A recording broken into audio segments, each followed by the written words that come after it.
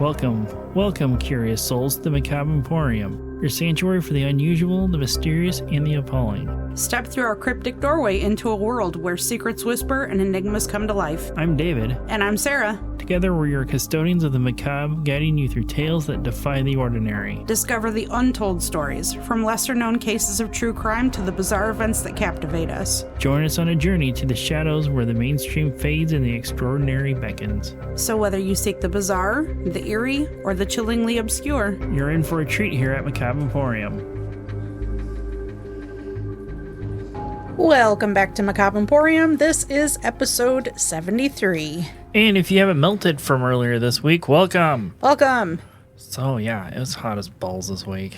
Mm-hmm. It really fucking sucked. Mm-hmm. I don't know how I survived the 2 days at work, what it was, because by the time I came home, it was like heat index of 105.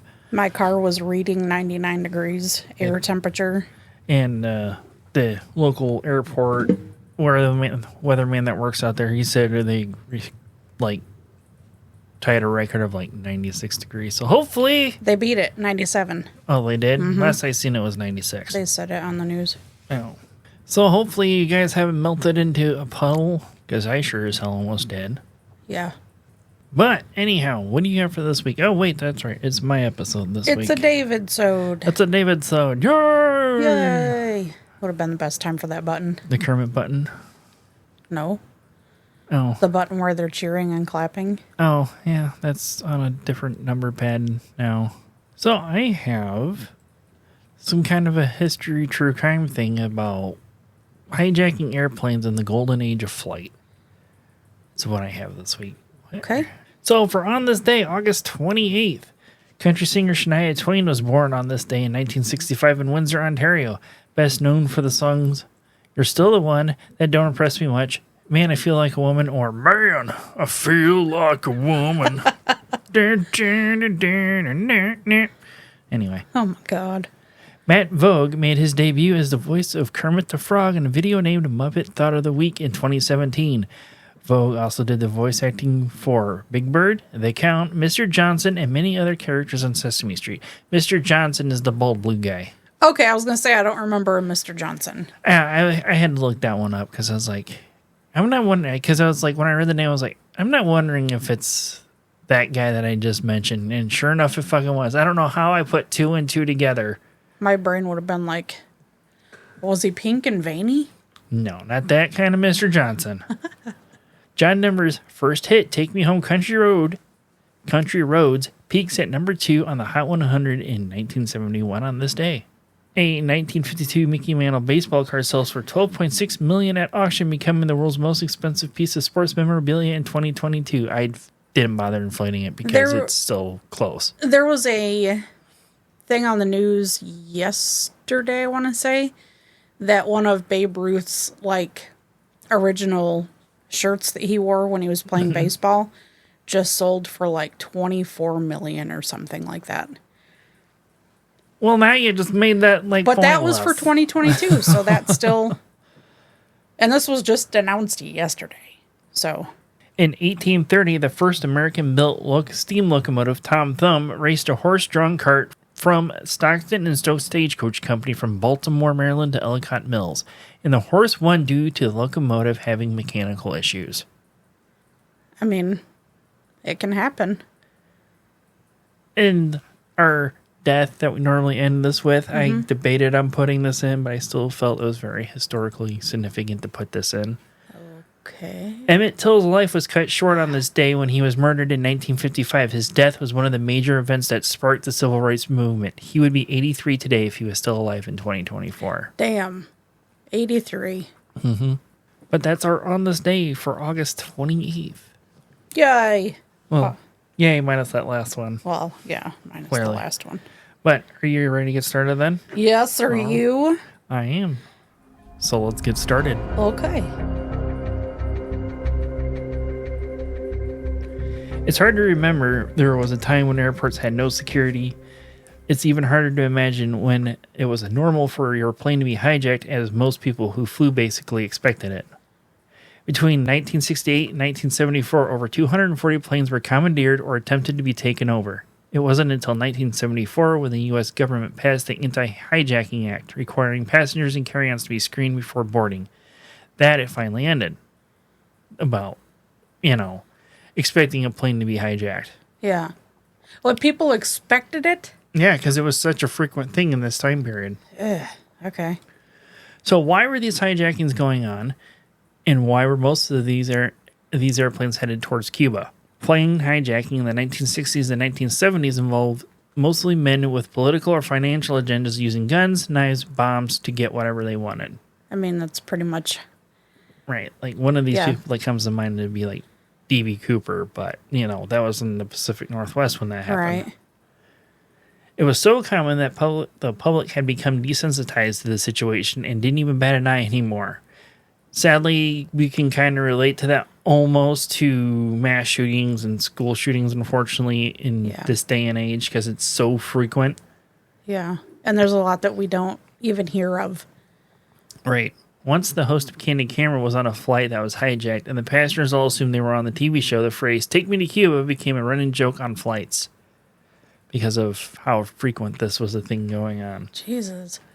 It all started with a hijacking on May 1st, 1961, when Antonio Ramirez Ortez entered the cockpit of a National Airlines flight and overpowered the pilots. He had a gun and a knife and demanded they go to Cuba instead of Key West, Florida, which was their original destination. He claimed that he was a Fidel Castro loyalist who had left Cuba looking for work, but now there was an assassination plot against Castro and he needed to go home to warn him. When the plane landed in Cuba, surprisingly, Castro returned the plane and all the passengers and the crew within one day. Ortez stayed in Cuba. Okay. I know, it seems a little bit weird that Fidel Castro would return a plane like that. But, those people, the people and the plane, they, had nothing to do with his agenda. It's like, right. Just and nobody got hurt, right? Nope. Okay. Ortez should have been happy with his getaway, but of course, he was an idiot. 2 years later, he tried to leave again, was arrested several times, and eventually sentenced to 3 years in prison for espionage in 1965. When he got out of prison, he tried to leave again several times over and spent another 3 years in prison for espionage in the early 1970s. He finally left Cuba in 1975, only to be arrested upon arrival in the United States for the hijacking in 1961. He spent 4 years in prison in the U.S. for this hijacking. At the time of the first hijacking, the U.S. had no policies regarding air piracy and no laws against it. Ortiz had been charged with assault and transporting a stolen aircraft across state lines. I would really think this would probably more be international lines because he's the flight started in one place, was supposed to end in Florida, so that's where the state lines comes in. Yeah. But after, Florida, that's when it becomes an international crime, and Interpol probably would be involved, technically, but I didn't think to look to see if Interpol is a thing yet. Yeah. But anyhow. Back in the 60s? Yeah.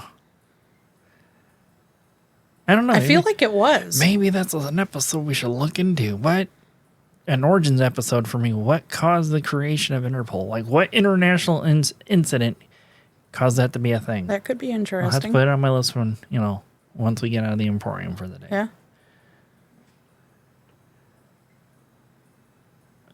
Most flights that were commandeered went straight to Cuba. Castro was welcoming the hijackers in order to humiliate the U.S., and he found a way to profit from it by demanding the U.S. pay $7,500 to have each plane returned. People who were brave enough to hijack believed that Cuba was a place that they would be greeted warmly and taken in. In a few hours, it would have been dawn in a new world. I was about to enter paradise, one skyjacker recalled. In a few hours, it would be dawn in a new world.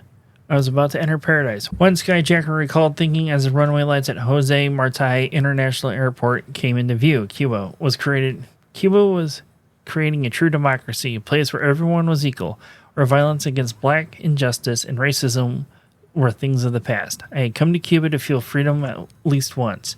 In reality, Castro hated the hijackers and thought they were undesirable malcontents. Once they landed, they were shuttled off to headquarters of G2 Cuba's secret police. Secret police? Yep. We kind of learned about secret police in the Third Wave episode. Kind of. They would be interrogated for weeks, accused of working for the CIA. Eventually, when released, they were sent to live at Casa de Transitos, hijacker's house is what it translates into. It was a shitty dormitory in southern Havana. They were given only 16 square feet of living space and about 40 pesos a month to survive. That's not a lot. No, considering the inflation rate between that and the US dollar, probably not the best. There's a lot of inflation stuff I forgot to do for this episode. Oh my. We're going to blame it on the heat. The heat.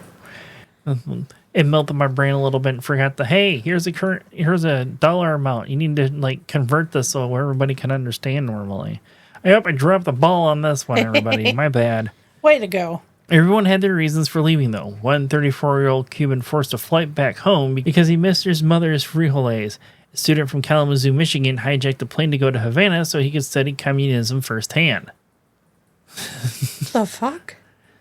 Yeah, I don't get it. Yeah, it's like... Unless it was like he was starting to suffer from seasonal depression or something. Like, I'm going to Cuba where it's fucking warm. That's probably not the case. That's what I'm just saying. For years, the government had stepped in and airlines were concerned that putting up metal detectors or adding more security would be off-putting to passengers and cause a decline in flights. More off-putting than a hijacking of their airplane? Okay. Apparently. Sure, let's not fast forward 20, 30 years into the future, late 2001. Yeah. Yeah. Eventually, though, the government could no longer ignore the situation. They began to meet to discuss solutions to try and stop these hijackings. Mm-hmm. In 1968, a Senate hearing took place at the FAA, which is, the Federal Aviation Administration, if I remember correctly, that's the acronym, was represented by a functionary named Irving Rip. His testimony made it seem like the FAA was hopeless, stating it was impossible. It's an impossible problem short of searching every passenger. If you got a man aboard that wants to go to Havana and he's got a gun, that's all he needs. Mm. Different solutions were proposed. One thing that they did build was a fake replica of the Havana airport in the United States for hijacked planes to land in. Senator George Smathers of Florida brought up the idea of using metal detectors and x-ray machines to screen passengers. The technology had been stating to be used at maximum security prisons and facilities, so it was not too much of an outlandish idea. Mm-hmm. Just imagine being one of these hijackers, and he's like, "Oh, we're in Havana already," and then it's just like fake guards, but they're really white guys trying to act, they're from Cuba, and it's just like, wait a minute, like the kazoo kid would say. Something doesn't belong. It'd be like the kazoo kid, wait a minute, who are you? Or something like that. Fucking kazoo kid. Oh my God. I don't know. Don't ask me why he just popped in my head talking about this. Because it's fun. Fuck my life. Rip dismissed the idea, saying it would have had a bad physiological effect on passengers. It would scare the pants off people, plus people would complain about invasion of privacy. Skip forward. Wait. Having yourself and your luggage scanned would scare the pants off people, but you were totally okay getting on an airplane knowing that more than likely it's going to be hijacked. Right. Fucking white people. Sadly, yes, but anyway. No one rebutted this, and the hearing ended without any type of solution. 2 weeks later, a Delta Airlines flight was hijacked, and one of the men on the plane happened to be Senator James Eastland of Mississippi. After this incident, hijackings were starting to be taken more seriously. National public figure being put at the risk, they realized it was a big deal. Of course, leave it to the government to wait until one of their own is in trouble or to actually take something serious. Of course. It's just like the customers we deal with, with what I do. I'm like, hey, this is a problem. This is a problem. This is a problem. And then nothing happens. A customer calls and complains about it one time, and it gets changed immediately. Like, really? I warned you guys about this a year and a half ago.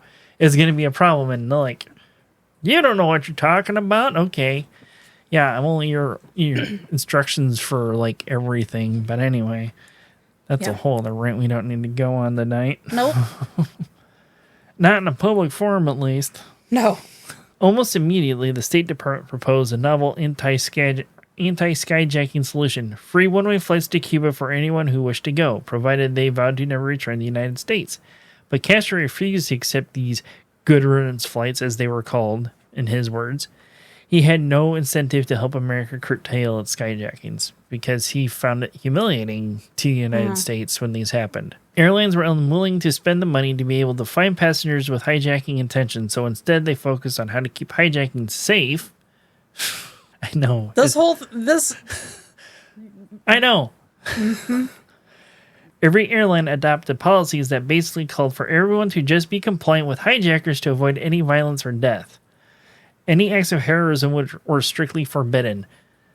So no John Wicking on an airplane in the 60s and 70s, basically. We're just supposed to shut up and take it? Pretty much. That will never be me. To facilitate impromptu journeys to Cuba, all cockpits were equipped with charts of the Caribbean Sea, regardless of flight's intended destination. Pilots were briefed on landing procedures for Jose Marte International Airport and issued phrase cards to help them communicate with Spanish-speaking hijackers. Hola, no el shooty, por favor. My God. Air traffic controllers in Miami were also given a dedicated phone line for reaching the Cuban counterparts so they could pass along word of incoming flights. I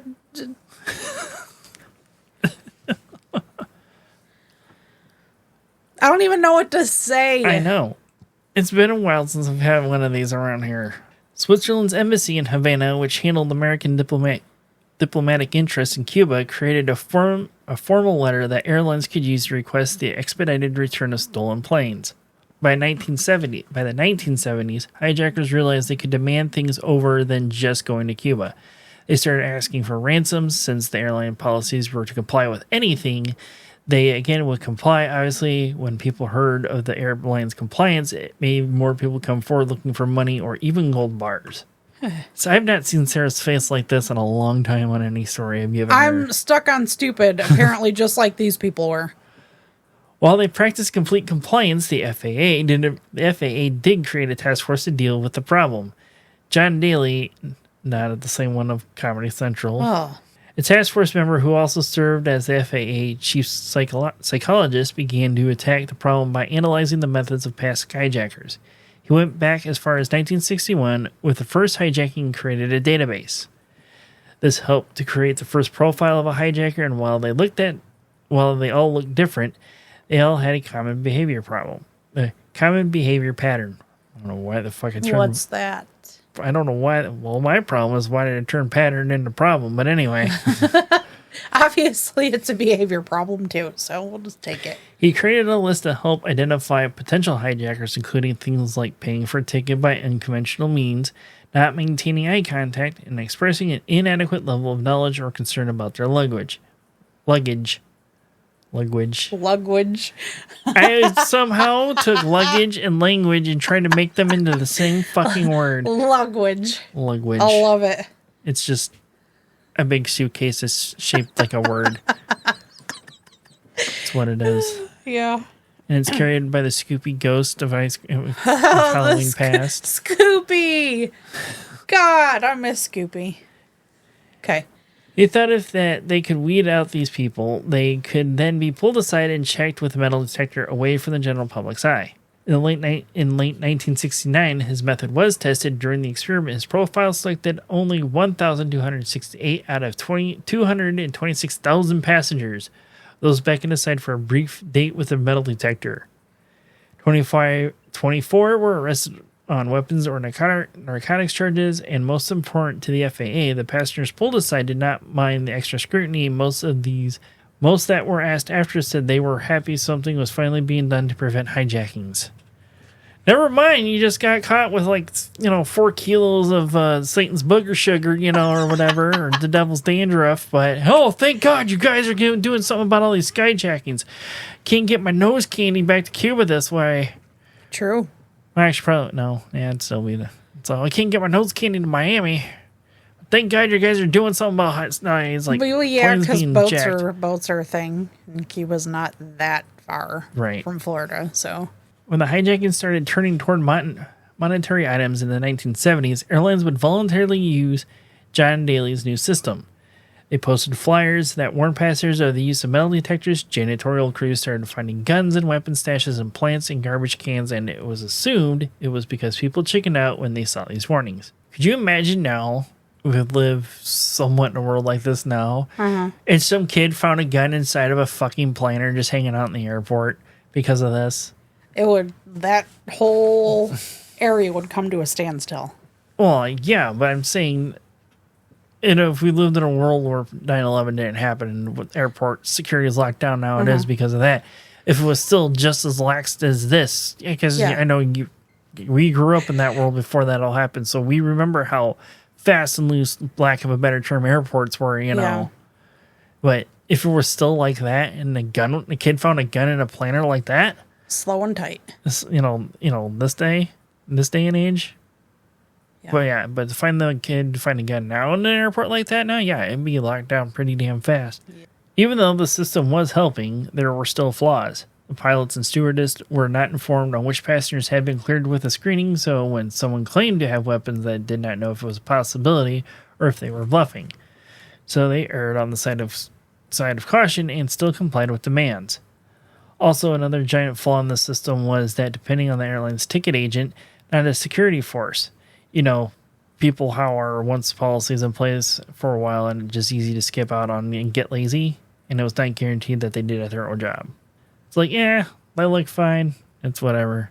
Fuck it, it's Friday. You're good. Just go through. Basically. D.B. Cooper could be considered, fall under the Big Six rule, but, he famously hijacked a plane and demanded a ransom.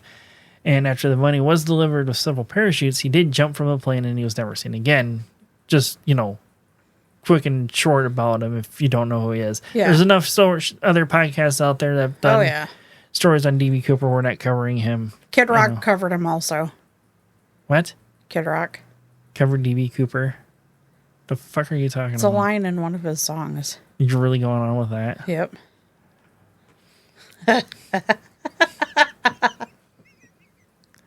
As much as you dislike that guy, I am surprised you brought him up. I do. Don't let her fool you. She's a huge Kid Rock fan. No, she is not. Oh, she is. Don't worry. Just like having an extra hole in the head, basically. I mean, I'd take more of those, but I won't take any Kid Rock in my ear holes. All right. Hijackings were getting really intense by 1971. Some were dangerous. Some were so dangerous, threats such as a hijacking where 3 criminals demanded $10 million and threatened to crash into a nuclear plant if they weren't awarded the money. Another hijacking threatened the White House, but he made a mistake on killing the pilot before they took off, so he was caught before the plane even left the ground. And on January 5th, 1973, all passengers are now being screened. And all passengers had to pass through metal detectors, and the FAA instituted universal physical screenings. Although these searches caused delays in boarding, the public was pretty welcome by this point. Whereas today, people complain about all the screening processing. Obviously, more hijackings would happen. The hijackings of 9/11 probably being the last huge takeover in aircraft, but they became very few and far between after the Anti-Hijack Act of 1974 was in place. Over time, airports got more proficient and safer, eventually implementing the X-ray machines that were first suggested back in 1968. Yeah. Now, carry-ons are more limited. Screening processes are more in-depth, especially for those without a government-issue ID. Liquids are now regulated. You have to remove your shoes at check-in and top it off. Screenings having to be conducted by federal employees. The TSA, part of the U.S. Department of Homeland Security, which was created in 2001 in response to the 9/11 attacks. So basically, if they're, like I said about the kid and the gun and the planner now, if that was found now, the TSA really fucked up. Right. So if you fly... Just the way you said that, that sounds like the title of a book. The Kid, the Gun, and the Planner. The Kid, and the Gun, and the Planner. Coming this fall on NBC. The Kid, the Gun, and the Planner. Or something like that. Coming soon to Netflix. The Kid, the Gun, and the Planner. Yes. I don't know. But anyway. Sorry. If you fly these days, it's obvious that the airport takes security very seriously these days in their post 9/11 world, as they say a lot. Yeah. It's also almost impossible to believe there was a golden age of hijacking, but it is pretty fun to remember and talk about. That's it. That's all I got this week. I don't know that it's fun to talk about. That was just pure stupidity. Right. I mean, like I said before, we look at what's considered our past now, and we're like, what the fuck? I mean, all sorts of goofy shit, or goofy or not, like Kentucky Meat Shower comes to mind. Talking about that, it's like, what the fuck? Yeah. All the Victorian stuff we talked about and stuff, and fair. And eventually, people are gonna look back in our time about stuff and be like, what the fuck? I mean, like, they're gonna look back at COVID, the COVID years and whatnot. They're gonna be like, oh my god, what the fuck? Because when they do that by now, I mean, hopefully modern medicine happens to be like in science fiction, basically, What else would they look back on in 50, 60 years about what's going on, like, right now? The internet currently at this time, probably TikTok comes to mind. Yeah, the fashion trends. Yeah, I mean, that's always one thing. Because we look at swimsuits in the early 1900s and be like, oh my god, Yeah. Huh. Makes you wonder. Yep. Probably how the internet was. And it's like, oh my god, they only got that many gigabytes a second. Yeah. They're going to probably be like terabytes a second in 50, 60 years, whatever, or whatever is beyond a terabyte. Yeah. But, let us know in the Facebook group what you guys think they were going to look back at in the future. Yeah. What's going to make them cringe in 50, 60 years about today's world? Yep. Oh, and one more thing, I guess, basically. So with like our last episode, the 1904 Marathon Olympics, the weather the last 2 days, basically what those guys had to run in. Yuck. To give you guys an idea how terrible the conditions were running for them. And they were running in just regular ass pants. Well, only one guy was. Wow. Well, he's allegedly dead. But yeah. Like I said, thank you.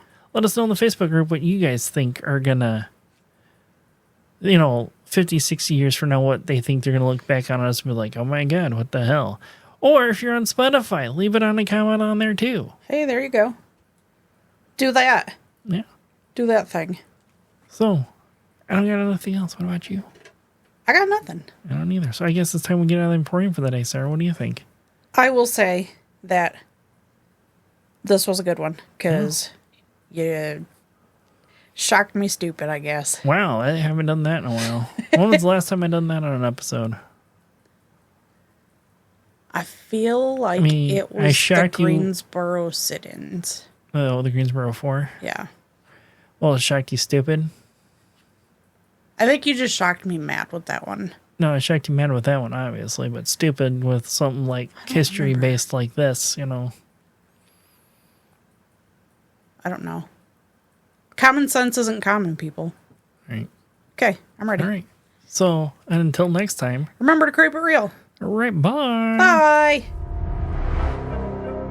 Join our Facebook group by searching Macabre Emporium. Like and subscribe on YouTube at Macabre Emporium Podcast. Follow us on TikTok at Macabre Emporium Pod. Follow us on Twitter at Macabre Emporium.